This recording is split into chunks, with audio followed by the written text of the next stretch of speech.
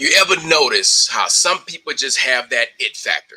Like opportunities just fall into their lap. It's just looks like life is easy for them. All things just fall into place, and they just get all the things they want, and people love them, and they have no opposition whatsoever. That's not all the way true there. But in this video, I'm going to give you 7 steps for you to become so good that they can't ignore you. So let me explain a little bit. This concept comes actually from Steve Martin. There's books about it. There's articles about it and whatnot. Steve Martin, if you don't know, was with Saturday Night Live. He's a comedian, actor, stand-up comedian, all these different things. But one thing that people ask him all the time, like, how do you make it in the show business? How do you do this? Do what you do? And he's, a lot of people think it's having the right agents and having the right script and accepting the right movies. And he said, be so good that they can't ignore you. Like, you're undeniably good at your craft.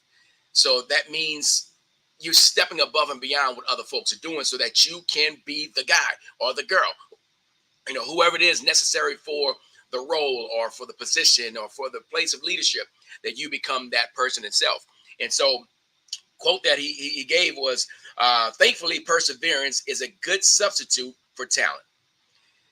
Perseverance is a good substitute for talent, like sticking in there and doing the hard work, eating the crow, going through the growing pains of just getting started, whatever that might be, whatever it is that you're getting started, going through those particular things and saying, I am committed to making it happen.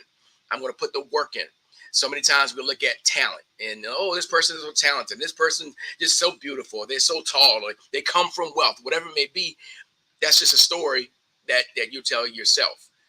But there is hard work, there is dedication, there is commitment and decisions that you can make that says that I'm going to step in my area, the area that God has called me to be in, they called me to lead into, to show up in, to make an impact, to put my dent in the universe in this particular area. Then it's going to take me to do some things to become that way. So I'm going to give you seven different steps to make it happen. The steps may rearrange for yourself, but from what I look at, this what it looks like it'd be the clearest for everybody. So number one is have a clear vision. Have a vision so clear. Here's a quote yesterday that we gave. So at my fitness studio, we have themes for each month. And this month's theme is vision. And so we either have Bible verses, we have quotes, whatever it may be, that's related to the topic at hand. And the quote, it was, make your vision so clear that your fears become irrelevant. Make the vision so clear that your fears become irrelevant. And of course, in Proverbs, 29:18 says, where there is no vision, the people perish. So, your vision is your North Star. I kind of talked about that last week. Your vision is the thing that's your guidepost. It keeps you locked into the things that you want to do there too. So as I'm talking, I need to be good at. If you're watching this for the first time, like the video, subscribe, get notified, share this with all your people, do all the YouTube things like that too as well. So I'm still working on this whole YouTube thing. So I'm letting you know, this is me at rookie stage of doing these things. So this is going to get gooder as we go. So anyhow, if you hadn't done all that stuff, and if you're live, I'd love to know that you're here. So drop a comment in there live, and I love if you have questions, comments, anything to discuss on any of the topics itself. I'd love to be able to interact with you live. So if you're watching live, I know I got several people on it right now. So thank y'all for being here.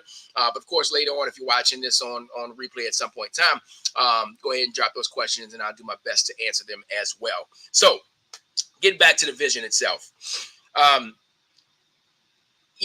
Athletes use visualization. Actors, actresses, they see themselves in the role. Sometimes we got to have the vision of where we're going.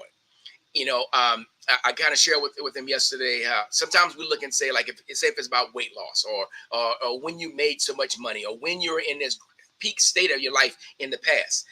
It's okay to look back and say, I want to get back to this. I want to get back to that. Sometimes that's not possible. It's better to say, where am I going now?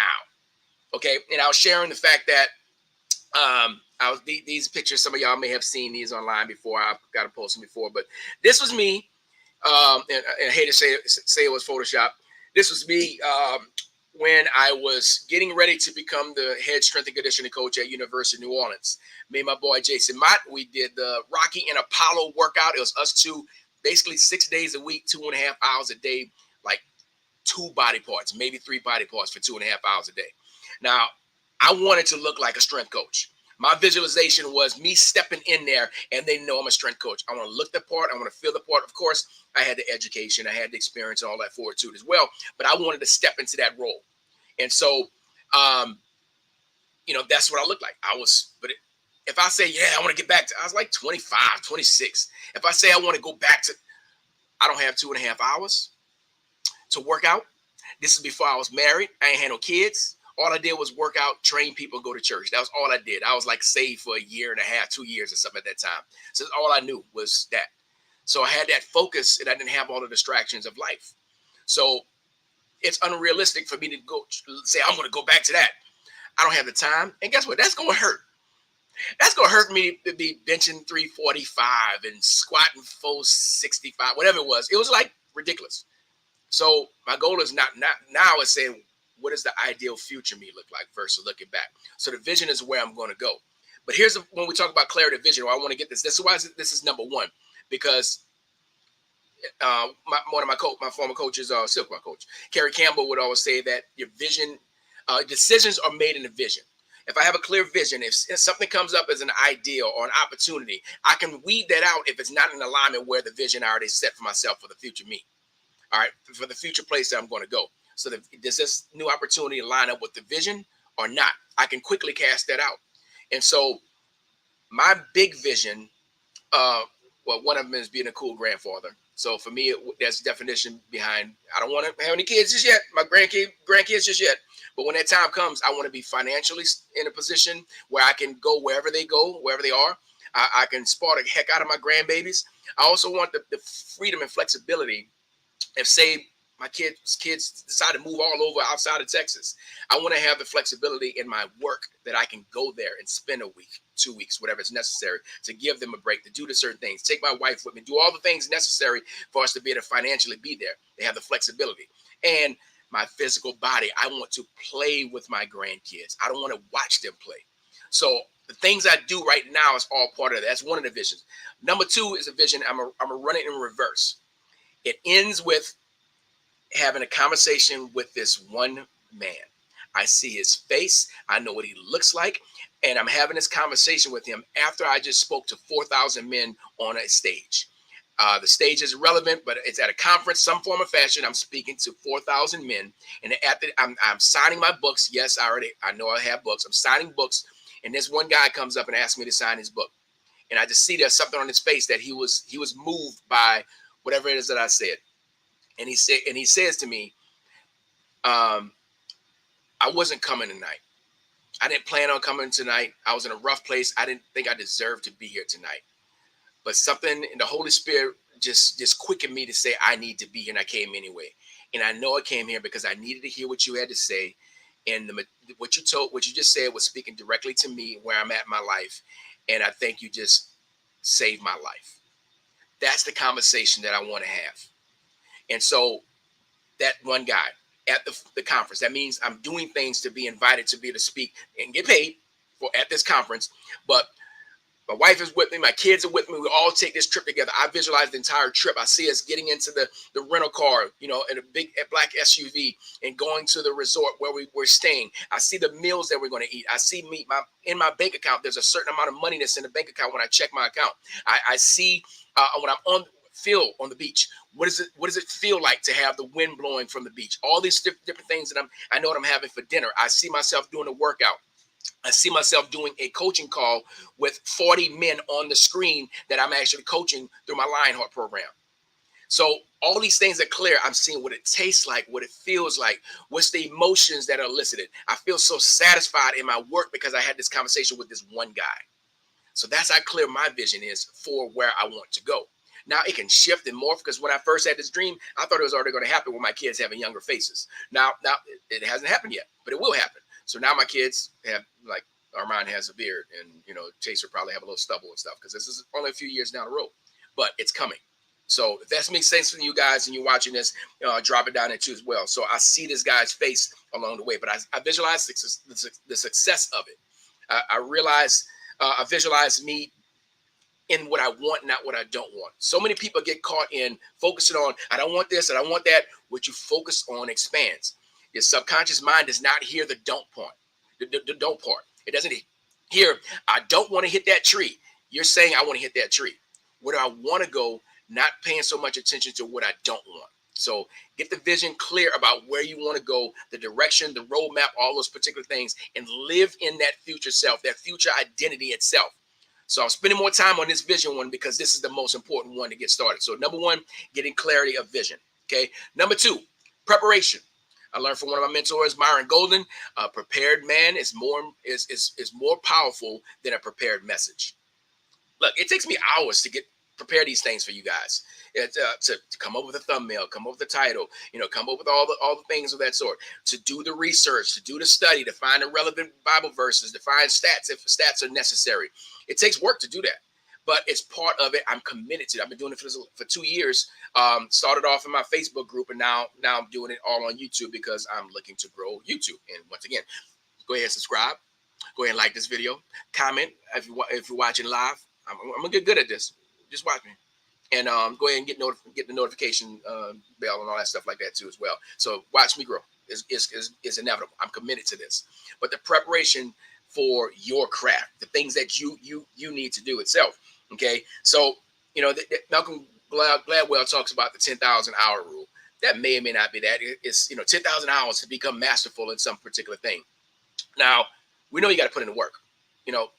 The books that I read and listen to, the things that you actually say, I'm committed to learning, going to the conference, studying the people in my industry. What is it that I'm doing to get really good at that? We're talking about practice. Like at an hour, practice, we're going to talk about practice. Practice? Yes, we're talking about practice. What does it take for you to prepare for? I forgot who said it, but it was talking about the difference in the person who prepares so much ahead of time is drastically different from the person who just shows up. Now, this stuff is in me. I've studied leadership and wellness and mindset and emotional intelligence. I've studied this so much that it is part of it. I can have the conversation.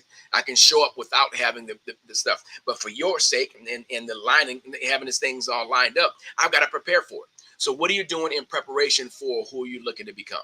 Think about that vision, who that person is, how well versed are they in if it's in Bible verses? How well versed are you in your subject matter, the things that you're called to do? Okay, so are you going to learn and adapt?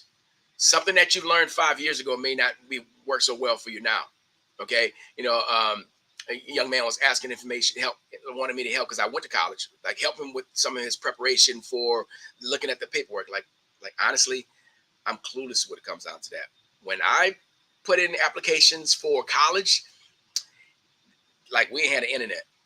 We're talking 93, 94 when I graduated. We didn't have the internet, and you fill stuff out in paper and mail it in to the people versus online. So I'm not your guy, but I can connect you with the right people who can help you with that.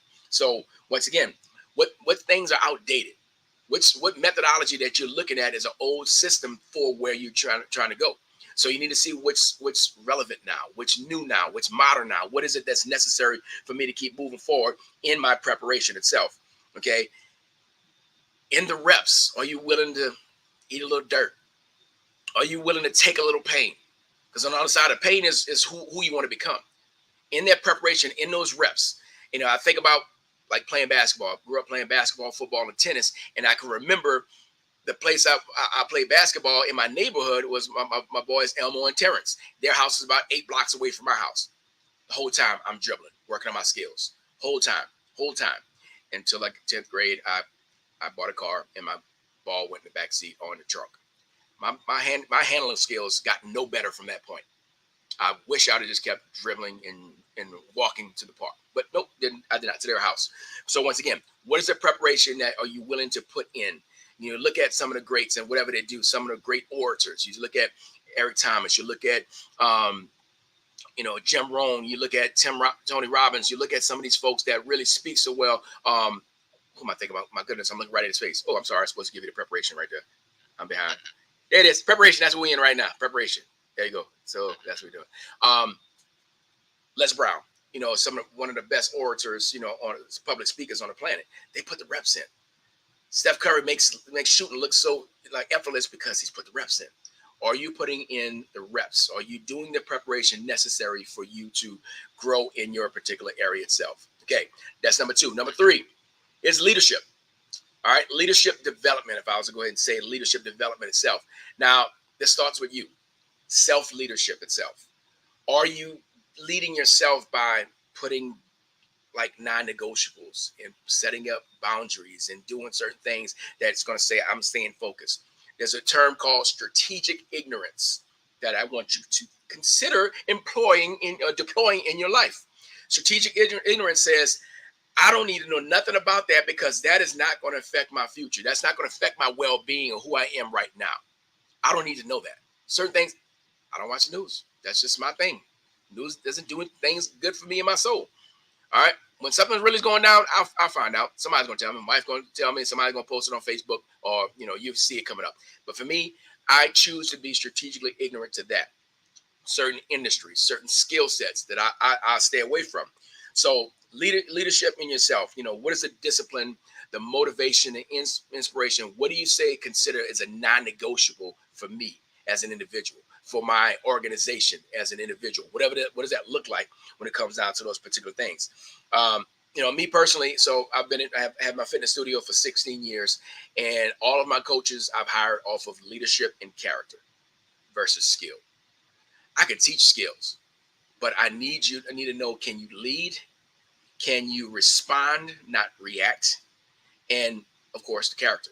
We're a faith-based business, so you're not just a coach, you're a counselor. You're going to have some conversations with individuals that's going to go beyond like my bicep. We're going to talk about life. And a lot of that comes down to leading yourself first and foremost. How can you have structure when no one's around? How do you structure yourself? How do you lead yourself? But also, how do you lead others? How are you led yourself? Because there are folks that, we all need somebody who's ahead of us to learn from, some iron sharpeners on our same level that we can actually, kind of sharpen each other, keep each other on. And then we need somebody that we can lead ourselves, that we lead that's behind us, not below us, but be behind us in their growth, in their journey itself. So we have to understand there's people at different levels of journey. And here's just a side note of that. Side note, sidebar, like my boy Israel says. And I just lost myself. Oh, no, I don't know what I said. It may come back to me. It was something with leadership. Oh, Lord, I just lost it. Anyway, it must not have been important. We'll come back to it. So leadership, like once again, it just came back and I lost it. Okay, it may come back later on. We'll see. Started talking about Israel. I got distracted. So leadership. All right, that's number 3. Number 4 is mastery.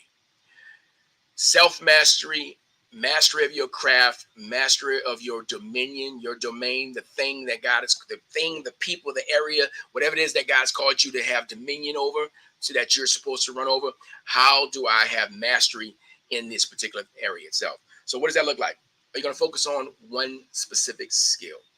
What is it that that you're going to focus on your strengths to work on? I used to, even with my athletes, I used to say, determine your weaknesses and eliminate them.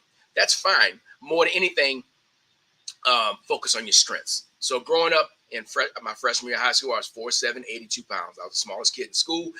Up until that point, I've always been the smallest guy in sports.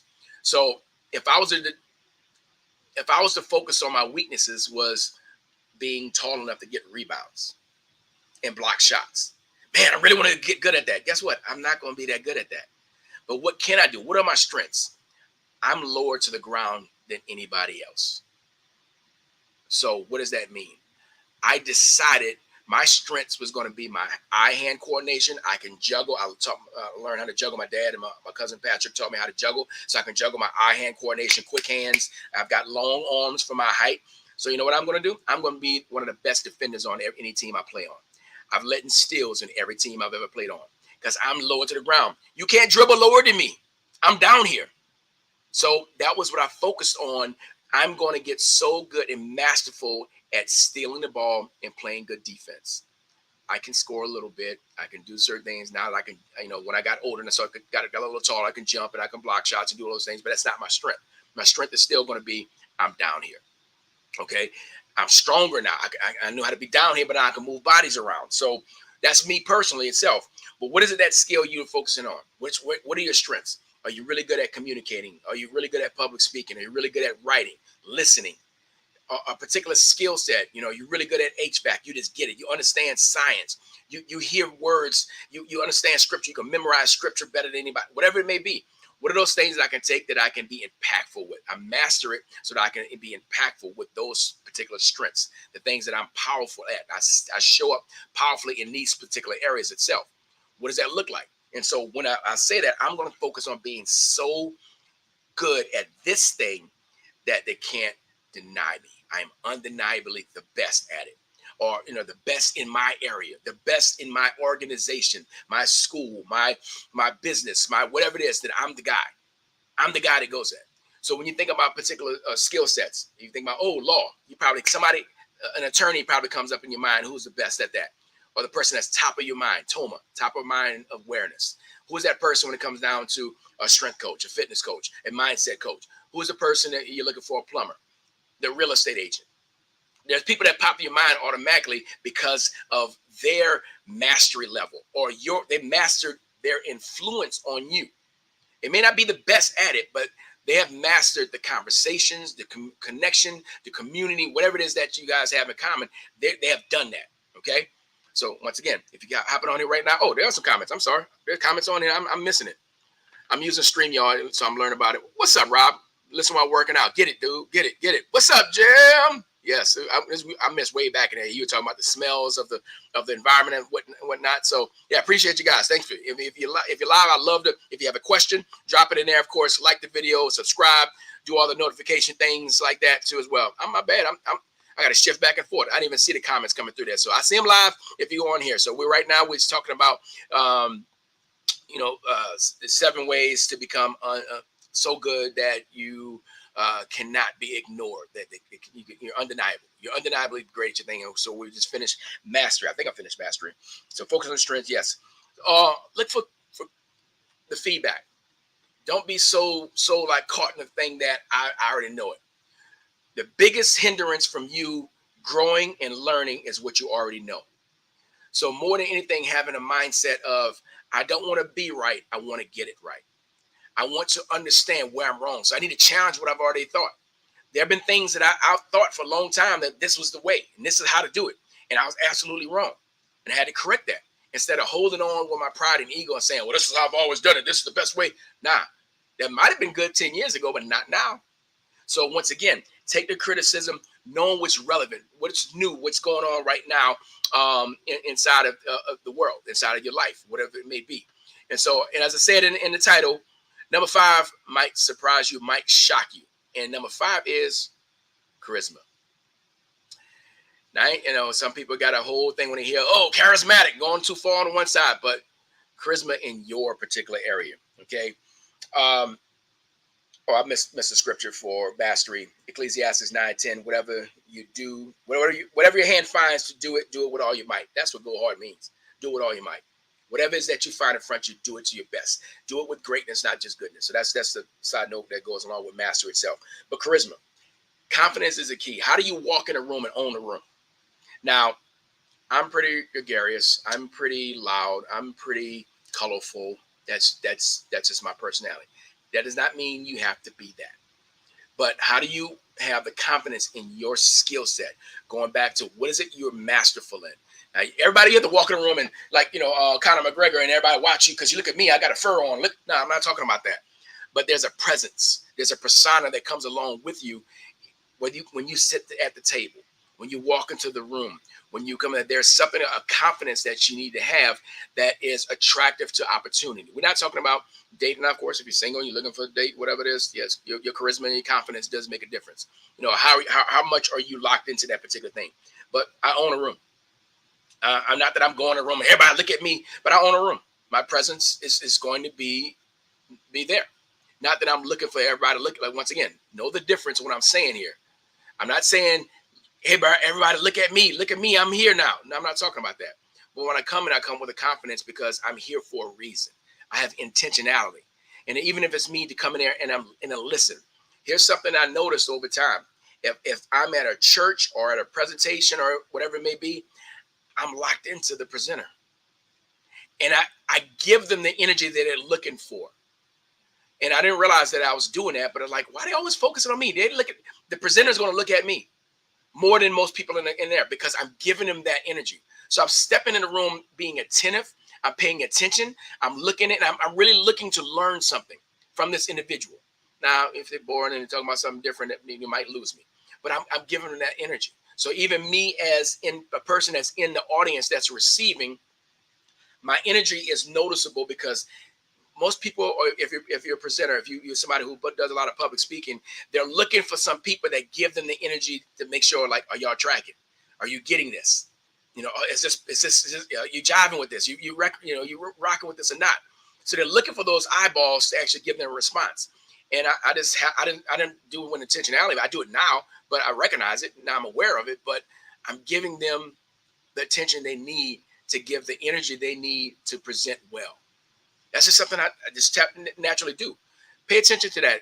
And the next time you're at church, give your pastor, a little bit more.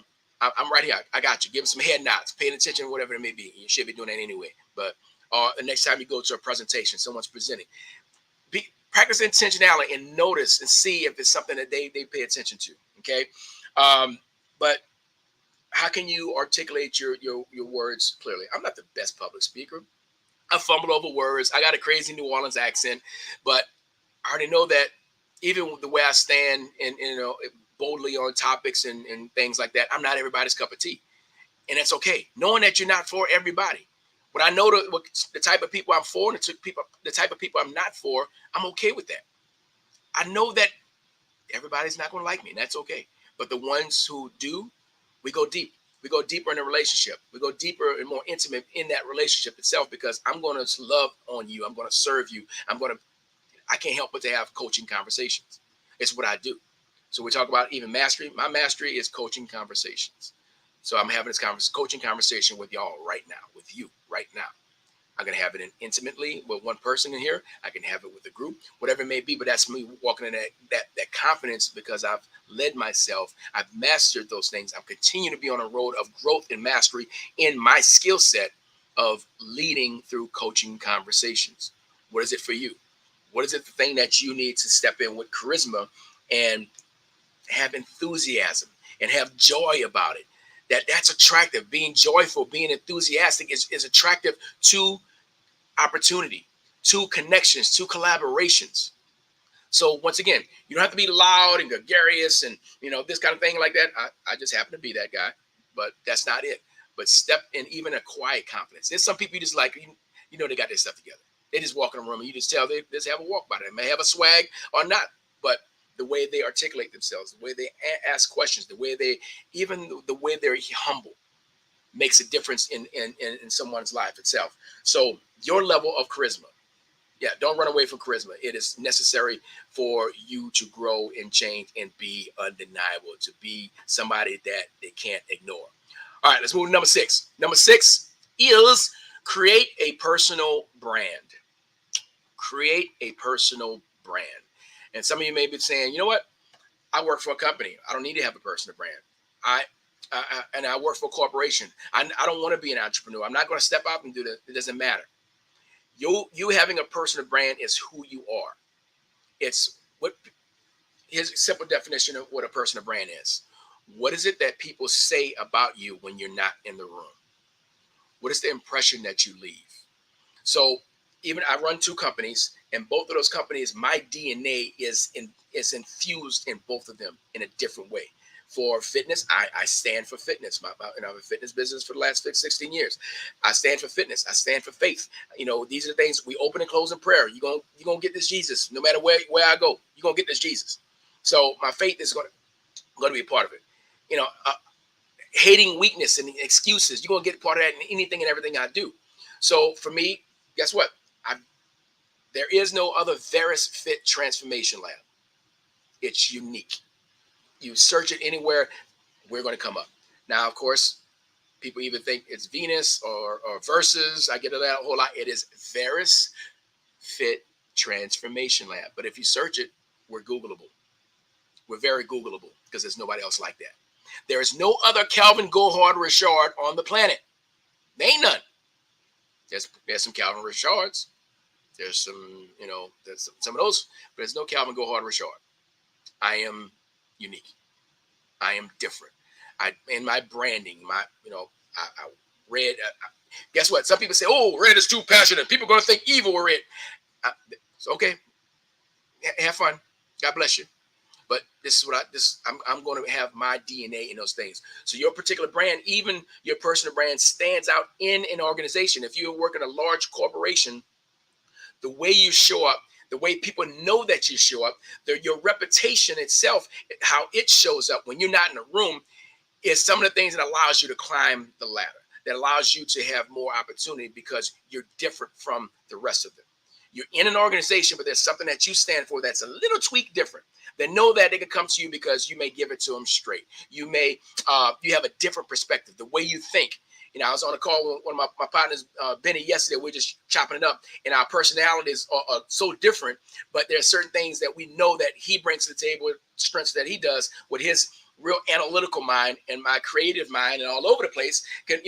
But we gel together and help each other out in so many different ways because of my personality, their personality. So your personal brand is how you show up in the world itself. Okay, so the truth is, everywhere we go, you represent you. You represent you in the church. You represent you in the grocery store. Your personal brand of how do you treat people when you go places? How do you tip? How are you around individuals?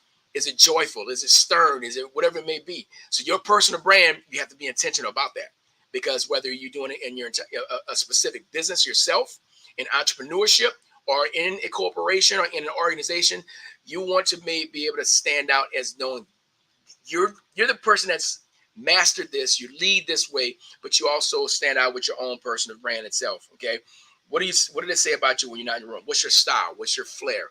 It could be very plain and simple. Steve Jobs, one of the best creators of all time, his drip game was whack. I don't know if I'm too old to say drip. Y'all know what I'm talking about. But it's the dude with a black turtleneck, a black T-shirt, and some jeans. Hygiene was off. Ugly glasses, hair, whatever. But that was his style. That was just what his thing was. You knew him for that, the plainness of who he is. But one of the most prolific innovators of all time. But he stood in that. His personal brand surpasses Apple. When you think of Apple, you still think of Steve Jobs in his mind and the way he showed up in his personal brand and his aura, whatever you want to call it, how it embodies Apple, but it's still him. I still couldn't tell you the name of it. I don't, because I'm not an Apple head, but I still couldn't tell you the name of the CEO now. But we know Steve Jobs. There's certain personalities that stand out, characters in movies and plays and certain things, the way personalities show up. So creating a personal brand is, part of that is always going to be, what consistency with your message, your style, the way you show up in certain ways. Now, they may shift over time and grow as you go, but, being genuine, being authentic, being exactly who you are, and being okay with it not being okay with everybody. Being able to stand differently in an environment. Okay? Being able to stand on what the thing that's burning in your heart that you have to be. I can't not be this. Like, I'm on a mission to abolish weakness across the board. Abolish? Why would you use abolish and weakness? What is that? What about people are weak? I don't like weakness. I can't stand it. I hate weakness. I hate whining. I hate waste. Oh, hate is such a strong word. Guess what? God hates some things too. 6 things that I hate, 7 things that I do detest. Go look it up yourself if you want to. All right, I'm gonna hate some things. So, the comments need to pop up a little better than there. Needs to be real, not put on. That's right, Jim. That's real. What's up, Krishna? How you doing, fam? So yeah, it needs to be real, not put on. So not talking about being heirs. Some people, y'all know, some of these folks out here are. They're one way in the church, they're one way in the grocery store, and one way at the gym, and one way at the community event. They're different people in different places because they're being chameleons. Now, I'm the same person everywhere I go. I invite you to be the same person where you go, because in Christ, you are more than worth it. You're fearfully and wonderfully made for a reason. your uniqueness, your weirdness, your quirkiness, all the things that are a little off. All those things are specifically designed to be who you are. Walk in that power, or even in that things that you're not good at. Like there's certain things I'm strict. Look, I am not good at this. I'm not good at that, and that's okay because I know people who are, and I thank God for my connections and my community, my network itself. I've got power in my network for folks who don't have that. All right, so that's personal brand. I think I hit everything with that. Being visible, network, and market yourself relentlessly. Put yourself out there relentlessly too. And number 7, the last one, is publish content. Publish content in some form or of fashion. What is it you're good at? My wife is an amazing writer, author. I am not that. I am better. Just put me on a video, let me get on a camera, and let me just be me. And let me just make mistakes and all those things. Now, guess what? I know I have to put out books. So there's a part of me, I can't look at the limiting belief of I'm not a good writer, because I might not be a good writer, but I can actually do an interview and my wife can actually listen to it and put it together and help me write my book. Okay. There's other situations and places where people can do that because they have a skill set to bring that out. I know I have to put out a book soon. Be tuned. Stay tuned. That's going to come out there. But publish content for several reasons. Once again, showed you these pictures.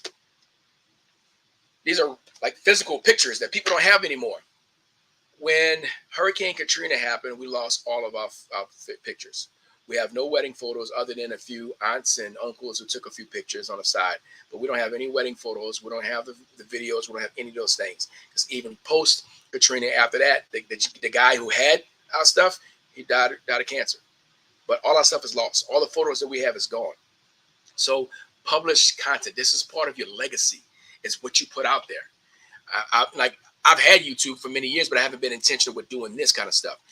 So there's some documentation, some things out there that I've done over the years that's there for my kids. It's part of my like the journey of life. How much would you? And I have a video that's going to come out really soon that I recorded about putting stuff on YouTube, putting stuff on social media, whatever it may be. My kids can go back. My grandkids, if this stuff still exists, they can go back and see who I was, who their grandfather was, my grandkids. If YouTube is still around, they can go back and see that. How many of us would love to have a video of our great-grandfather, a great-grandmother, the ones that we never got a chance to meet? What would we like to actually watch that? How priceless would that be to have that content, to have that book that they wrote, that manuscript, that playwright that they wrote?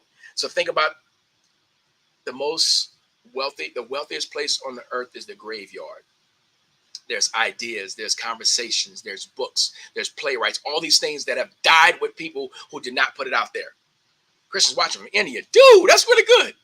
Going international up this piece. Appreciate you, fam. But yes, it's like, what would it be like to put the stuff out there? Even when it's not good. I'm not good at YouTube yet. I'm going to get gooder. And one day I'm going to be really, really good at this. And if you don't know, I make up words. I know gooder is not a word, so you can go ahead and correct it if you want, but I ain't worried. Tell useful things. Thanks, man. Appreciate it, Christian. Appreciate it, bro. Jim says, I can highlight these things and put it up there. I'm gonna get gooder at this. I'm telling y'all. It ain't what you do. Excuse me. It ain't what you don't know that gets you into trouble. It's what you know for sure that just ain't so. Yeah. Who said that, Jim? I've seen it before. A lot of times we get so stuck on saying the things that, think we know something, but we just don't know. We are so certain that something is true and it's not. It may not be. You know what I'm saying? Yeah, Christians watching from India, dope, super dope. But yeah, that's part of it. It's like putting the stuff out there. That book you've been thinking about writing, write it. It might not be the best book yet. Don't matter. It's still yours. All right, my first book, I have no idea what it's going to do, but it's coming. I guarantee you it's coming. I know these videos, and look, there's 4 people on. I had at most 5 people on here. This is going to grow where there's going to be 20, 30, 40, 50, my subscriptions, all that stuff. All that's going to grow. I'm not even at 300 yet, but I'm committed to doing this until I get good enough at it, until these messages get so succinct with the right individual that this works. Like I said, I speak to mostly men, but a lot of times women, y'all, this is going to work for you, but also some of these things you're like, oh, I need my husband to watch this. All right. I need my husband to watch this. I need my son to watch this. And so that's the impact that I want to make. But it's publishing, putting things out here, imperfect. most often credited to Mark Twain. Thank you, Jim. Jim said that quote itself. But it ain't what you don't know that I'm gonna put that back up again. Somebody need to see that again. It ain't what you don't know that gets you in trouble. It's when you know for sure that just ain't so. That's it. And said Mark Twain is probably the person who gets the most credit for it. So appreciate that, Jim.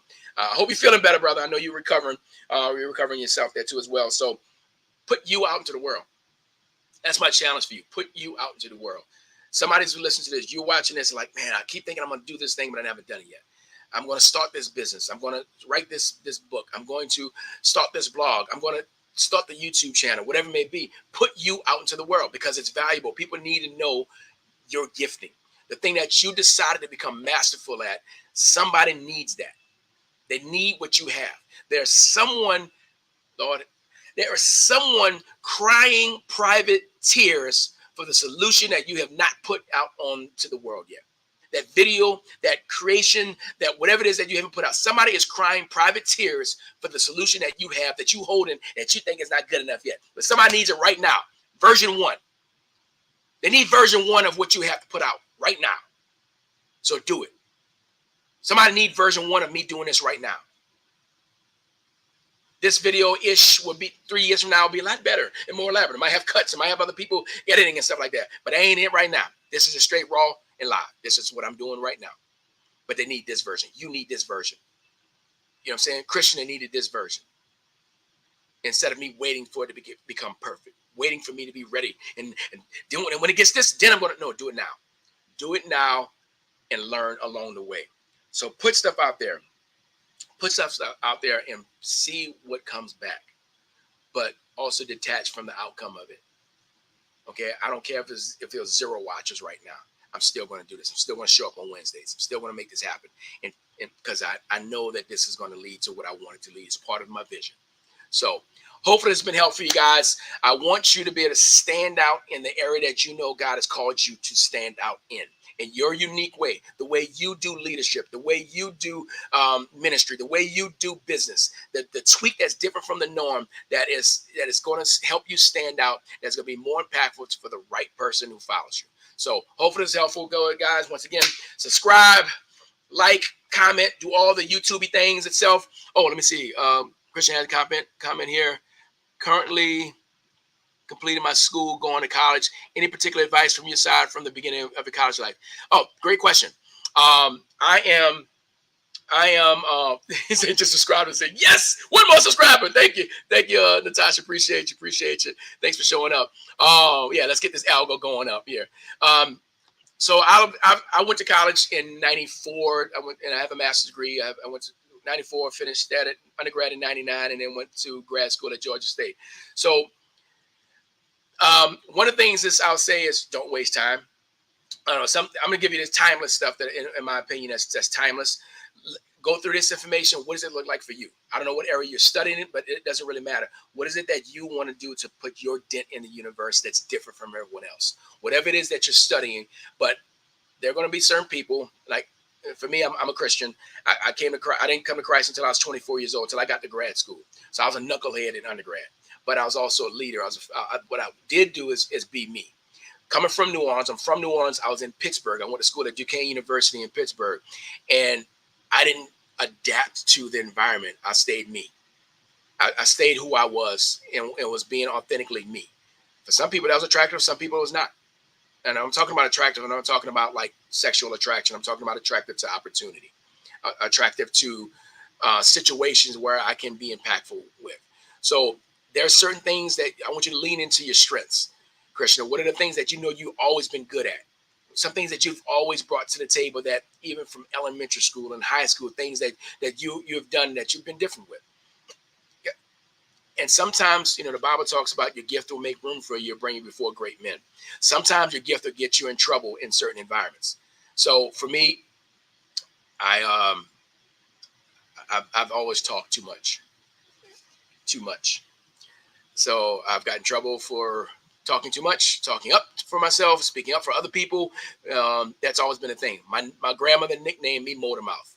So what was seen to be talking too much is exactly what God called me to do, is to communicate to you right now, to communicate on that level. So that's part of it, is that I'm stepping into that gift. the things that got me. I'm highly inquisitive, highly curious. I want to learn. I want to know, understand. I want to get things right. So for you, lean into those things that I appreciate it. Thanks, Natasha. Yes. It's going to be on for the next Wednesday. Thank you. Share with your peoples. Holler at your peoples. But step into those particular things and really grow in leadership. Remember, leadership is not mean I'm always at the front of the room or I'm always at the leadership position. But how do I lead myself well? How do I lead the people that God has called me to lead in a specific way? And then who can I learn from my leaders? I have, I teach in my coaching methodology of these 3 to 4 leaders that you're bringing in, that you're bringing certain concepts and information from each one, and then blending it through your own experiences, your own filters, and that's how you put it out to the world that's different. Not one person that you become a parrot and repeat everything they say, but a combination of things, a combination of those different individuals that you learn from and pull that in and extrapolate it towards yourself. So it's okay that certain people, environments in the college that you don't even be around because they're not going to help you grow into the person that you want to become with that vision. Going back to the first point of having a clear vision itself. So those are some things that I would say right there. Get grounded in who you are and being okay with not everybody liking who that person is, but those who do, you can go deeper and intimately more into those relationships and self-flow. So that's what I got as far as starting the college life. There's a lot of distractions. Yeah, a lot of distractions. I'll leave it at that. You can fill in the blank or whatever those distractions are for you. But I know for me, it was alcohol, girls, procrastinating, all those things. Because for me, school came easy all my life, and so it wasn't that part. I got bored, and especially in stuff I didn't enjoy. So I almost flunked out. Actually, I lost one of my scholarships. I was on probation for another scholarship. I had 2 academic scholarships to go to school, and I messed it up from playing. But once I got into my major classes, and I wish I had got it earlier. Once I got to my major classes for sports medicine, I was on the dean's list like the last 2 years of school because I enjoyed that. So make sure you're doing something that you enjoy for you, and you're not doing it because of someone else, parents or other individuals maybe saying this is the way, because college isn't right for everybody. It isn't. A lot of times people still want to sell that dream, but it's not right for most people these days. Only 16% of people. Now, I don't want to discourage you, because if you know you're supposed to be there, get everything you're supposed to get. But only 16% of people use their degrees. So while you're there, pick up the skills and read the books outside of what they're telling you to read. Listen to the leaders. I didn't have YouTube. I didn't have these things that have access. Listen to the leaders in the area you want to go and focus on what are those things, and then take that as a filter into your scholastic work. And hopefully that's helpful for you too. So I appreciate the question. I appreciate you being here. And hopefully, guys, this was helpful. Let's keep growing. Let's keep changing. And God bless. Go hard. Go home. Peace.